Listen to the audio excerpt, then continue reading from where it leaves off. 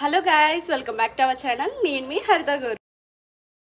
చాలా రోజుల తర్వాత మా ఫ్యామిలీ అందరూ డివోషనల్ ట్రిప్ వేస్తున్నాం అనమాట. నేను ఇప్పుడు దాకా ఆ టెంపుల్కి ఎప్పుడు వెళ్ళలేదు. ఎలా ఉంటుందో అని చాలా ఎగ్జైట్మెంట్తో ఉన్నాను. మాకు ట్రైన్ వచ్చేసరికి 1:30కి అనమాట, ఆఫ్టర్నూన్ 1:30. ఇంకా చాలా టైం ఉంది కాబట్టి ఈ లోపలే మనకి కావాల్సిన లంచ్ అండ్ నైట్కి కావాల్సిన డిన్నర్ అన్నీ ప్రిపేర్ చేసేసుకుంటున్నాము. ఈరోజు ఏమేమి ప్రిపేర్ చేస్తున్నాం, అసలు ఏ టెంపుల్కి వెళ్తున్నామని తెలియాలి అనుకుంటే వీడియో ఎండ్ వరకు చూడండి. నాకు తెలిసి మీలో అందరికీ కూడా చాలా ఇష్టమైన టెంపుల్ అయి ఉండొచ్చు.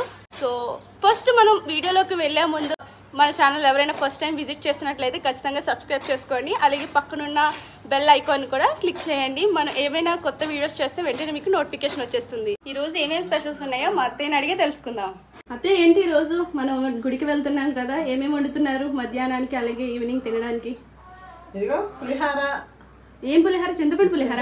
పులిహార మీ ఆయనకి ఇష్టమైన చింతపండు పులిహార, మీ భర్త గారికి ఇష్టమైన దద్దోజనం. దద్దోజనం చూసారా, వాళ్ళిద్దరికి ఇష్టమైన చేశారు కానీ నాకు రిహాన్కి కనీసం మా అత్తయ్యకి ఇష్టమైన కూడా చేయాలి. అదే అవును, మామిడికాయ పులిహార చేస్తా అన్నారు. మామిడికాయలు దొరకలేదు కదా మరి, అందుకని పులిహార చేసేస్తున్నాను. మామిడికాయలు అయితే రెడీ అయిపోయింది. ఈ 2 అన్నాలు, ఇదేమో దద్దోజనానికి, ఇదేమో పులిహారకి. రైస్ అయితే విడిగా పెట్టేశారు. ఇంక ప్రాసెస్ స్టార్ట్ చేయడమే.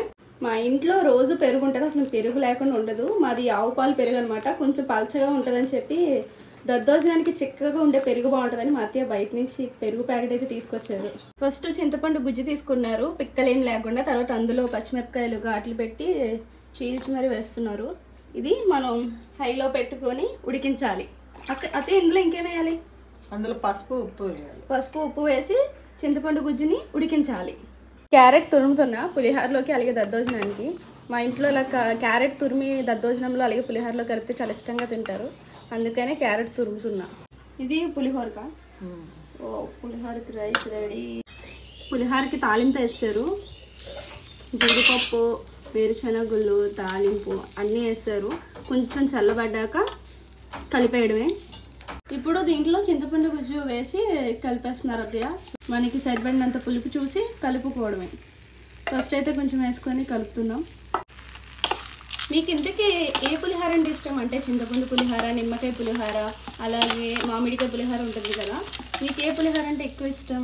అయితే ఎక్కువగా నిమ్మకాయ పులిహార తింటాను, తర్వాత కొంచెం చింతపండు పులిహార తింటా. మామిడికాయ పులిహార అయితే చాలా రేర్ అనమాట. మొన్న తిన్న ఉగాదికి చాలా బాగుంది మామిడికాయ పులిహార. ఈసారి చింతపండు పులిహార చేస్తున్నాం. బాగా కలుపుకోవాలి, ఉండలేం లేకుండా. పులిహోరలో కొంచెం గార్నిష్కి క్యారెట్, కొంచెం కొత్తిమీర. ఇప్పుడు ఒకసారి మిక్స్ చేస్తే సూపర్ టేస్టీ పులిహోర రెడీ. ఇప్పుడు మనకి స్పెషల్ పులిహోర రెడీ. చూడండి ఎంత కలర్ఫుల్గా ఉందో చింతపండు పులిహోర. ఇప్పుడు పులిహోర అయిపోయింది కాబట్టి దద్దోజనం చేస్తున్నాం. ఇప్పుడు చిక్కటి పెరుగు వేస్తున్నాం. మా ఇంట్లో ఆవు పెరుగు ఉంటుంది కానీ చాలా పలసగా ఉంటుంది. ఇదిగోండి, చాలా చూడండి ఆవు పాలు ఇవి చాలా పలసగా ఉంటుంది పెరుగు, అందుకనే ఇప్పుడు ప్యాకెట్ పెరుగు తీసుకొచ్చి మరి వాడుతున్నాం. పులిహోరలో ఫ్రీగా ఈ క్యారెట్ మిగిలింది మాకు.